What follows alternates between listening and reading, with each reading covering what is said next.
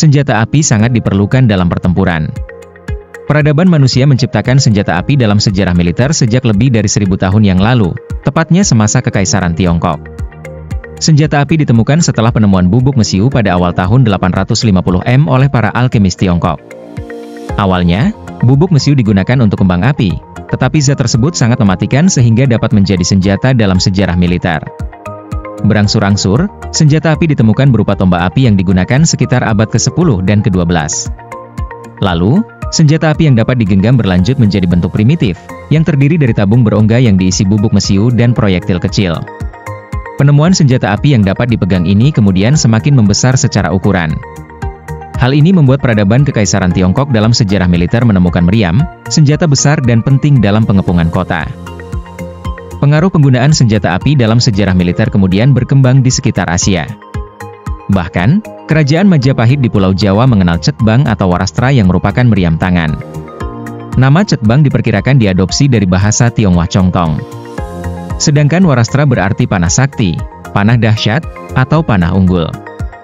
Bentuk cetbang mirip dengan meriam tangan Tiongkok, dengan cara mengisi proyektil dari lubang depan. Namun, variannya juga berkembang dengan menyerupai meriam tangan Turki dan Portugis yang dapat mengisi proyektil dari bagian belakang. Perkembangan sejarah militer mengantarkan senjata api pada bangsa Eropa berkat jalur sutra. Sejak abad ke-13, bentuk primitif senjata api menyebar dari Asia ke Eropa.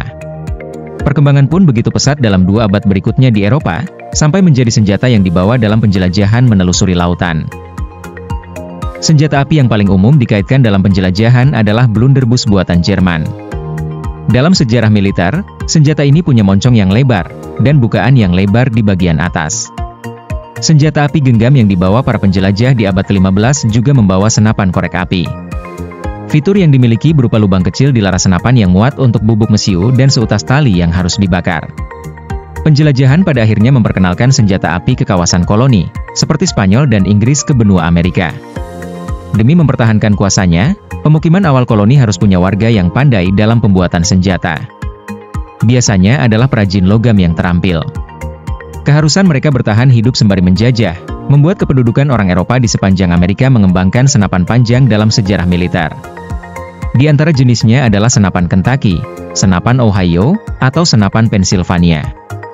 Senapannya sering diukir dengan rumit, berikut hiasan ukiran halus dengan pelat kuning atau perak.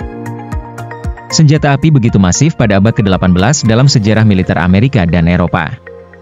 Senjata perang ini digunakan dalam satuan untuk ditembak berbarengan, dengan 2 baris. Baris pertama untuk menembak, dan baris kedua untuk menggantikan baris pertama. Barisan pertama akan menembak saat diberi aba-aba, dan mundur ke barisan kedua untuk mengisi peluru. Pada Perang Revolusi As, milisi As menggunakan senapan berburu untuk menghabisi tentara Inggris. Terkadang mereka menggunakan kombinasi senapan Brown Bess dari Inggris dan Charleville dari Prancis. Hubungan kaum revolusioner As begitu dekat dengan Prancis, membuat hubungan perdagangan senjata meningkat dalam upaya kemerdekaan. As tidak bisa terus bergantung pada Prancis, sehingga George Washington memerintahkan pendirian pergudangan senjata di Springfield, Massachusetts, pada 1776.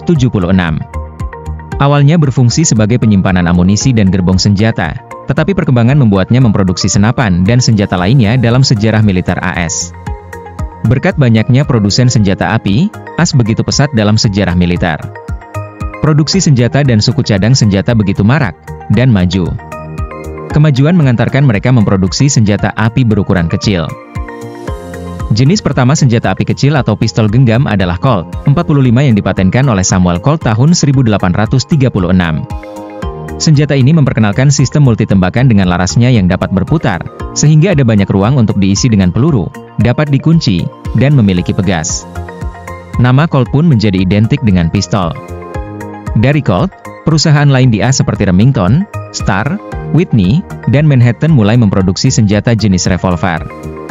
Senjata api ini sangat penting dalam sejarah militer semasa Perang Saudara AS. Kemajuannya begitu pesat dengan versi pelepasan dan pengisian ulang yang lebih cepat. Perkembangan senapan laras panjang pun turut cepat pada masa Perang Saudara AS, ditambah dengan kabut polusi revolusi industri yang bertiup dari Inggris. Bentuk senjata laras panjang berubah dengan sistem pengapian jenis baru untuk melindungi bubuk mesiu, karena selama ini lemah jika berhadapan dengan cuaca basah. Agar menutupi kekurangan dari senapan laras panjang, sistem break loading membuat perubahan besar dalam sejarah militer.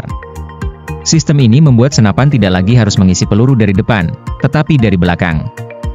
Dengan cara ini, beberapa pabrik senapan di AS memperkenalkan senapan yang memiliki laras ganda atau shotgun. Seiring waktu, perkembangannya membawa senapan laras ganda semakin mudah untuk mengisi ulang dengan cepat, ketika Colt berinovasi. Senjata api ini menjadi yang dapat diandalkan dalam sejarah militer abad ke-19. Senapan dengan tembakan berulang. Sampailah pada akhir abad ke-19, ketika senapan bisa memuat sederet amunisi. Pencetusnya adalah Spencer Repeating Rifle Company. Selongsong peluru bisa disimpan dalam magasin di bagian belakang senjata api. Perusahaan-perusahaan senjata api AS berlomba-lomba untuk menciptakan senjata mematikan. Yang terkenal adalah senapan Gatling yang dapat diputar dengan tangan, dan menembakkan 200 peluru per menit. Senjata ini dipatenkan pada awal 1860. Di Inggris, bentuk seperti senapan Gatling juga berkembang dengan senapan Maxim yang dibuat oleh Hiram Maxim. Senjata mesin generasi berikutnya ini ditemukan pada 1884 dengan kemampuan menembak 600 peluru per menit. Kehebatan senapan Maxim langsung mewarnai sejarah militer Inggris, Austria, Jerman, Italia, Swiss, dan Rusia. Saat Perang Dunia Pertama, senjata ini mewarnai kancah pertempuran. Jerman bahkan mengembangkan senjata versi mereka. Perkembangan demi perkembangan terus melaju dalam sejarah militer pada senjata api. Senapan lainnya yang paling populer dalam Perang Dunia Kedua adalah senapan Tommy atau senapan mesin ringan Thompson yang ditemukan 1918. Namun senjata yang paling signifikan ada pada era Perang Dingin dengan senapan AK-47. Senjata ini dikembangkan oleh Mikhail Kalashnikov untuk militer Uni Soviet. Angka ini 47 menyesuaikan tahun pengembangnya pada 1947. Senjata ini menawarkan tembakan cepat pada senapan mesin dengan kemudahan dibawa. AK-47 pun semakin populer karena harganya yang murah dan mudah diproduksi. Senjata ini bahkan begitu mematikan dan digunakan oleh gerilyawan. Dalam Perang Vietnam, kehadiran senjata ini membuat AS harus memproduksi senapan serbu baru seperti AR-15 atau M16. Kedua senjata ini dioperasikan dengan sebagian gas bertekanan tinggi dari selongsong peluru. Keduanya dapat menembak hingga 900 peluru per menit. Dalam sejarah militer saat memasuki abad ke-21, kedua senapan terus berubah menjadi senjata api yang mendominasi kekuatan militer.